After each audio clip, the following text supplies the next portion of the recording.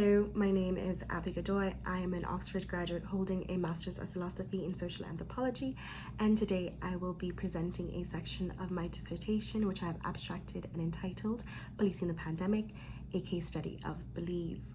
Firstly, I would just like to say that my work is very lengthy and this presentation is very short. The focus of my dissertation was policing, police legitimacy, and police histories in Belize and Nigeria. For this presentation, I will only be talking about the case study I used in Belize, or one of the case studies I used for Belize.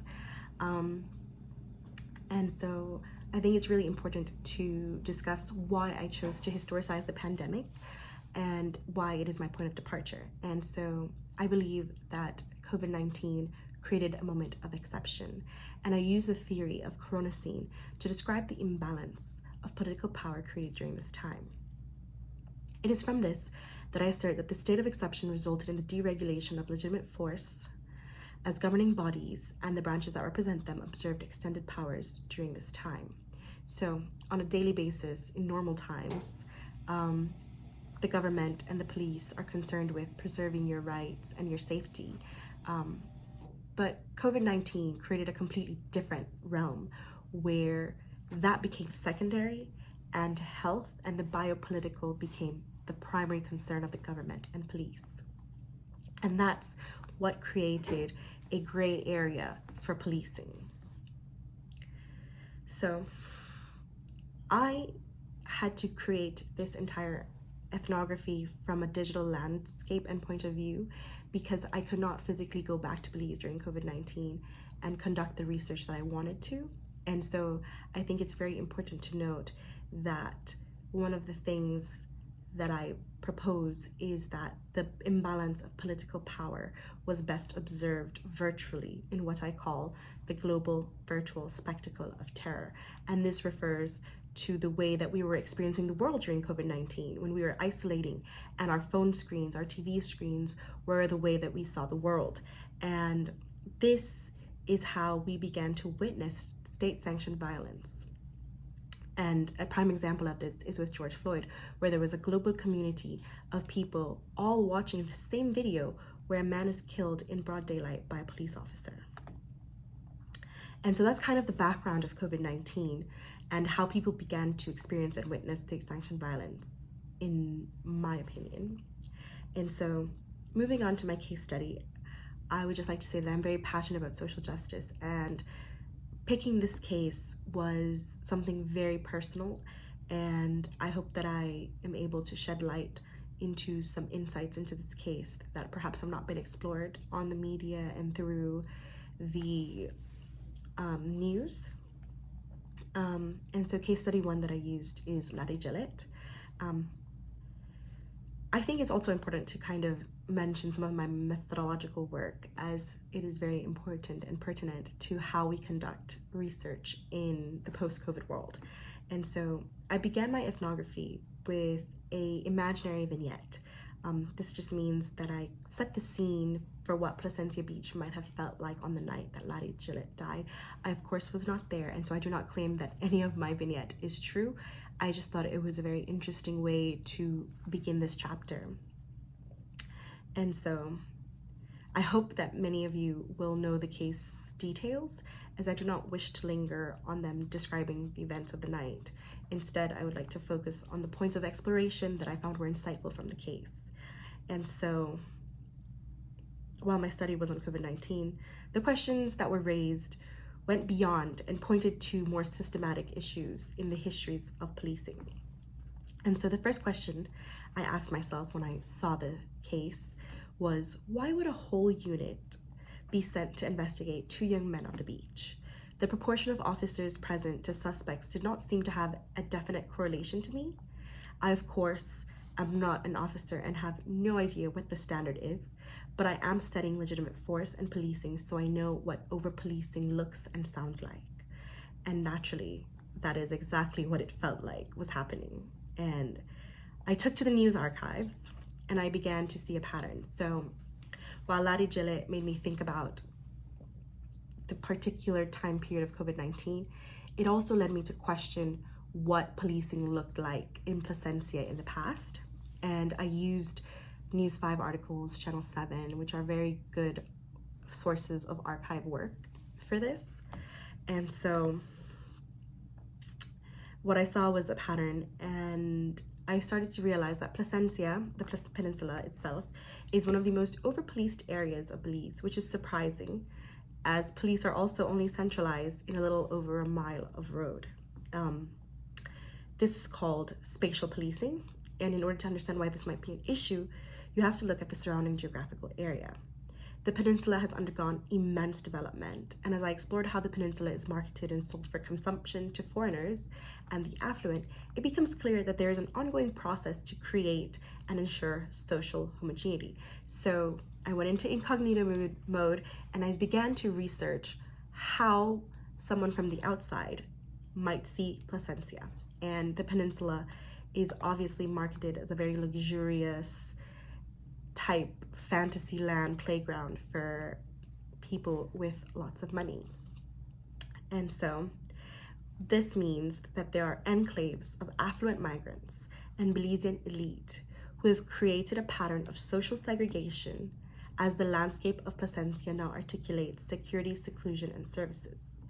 However, there is one problem: St. Bite, a predominantly Black community in a continuously gentrifying area of Belize. This means that the exclusionary contours of Placencia's elite has seen growing inequalities between the residents of St. Bite and the rest of the peninsula.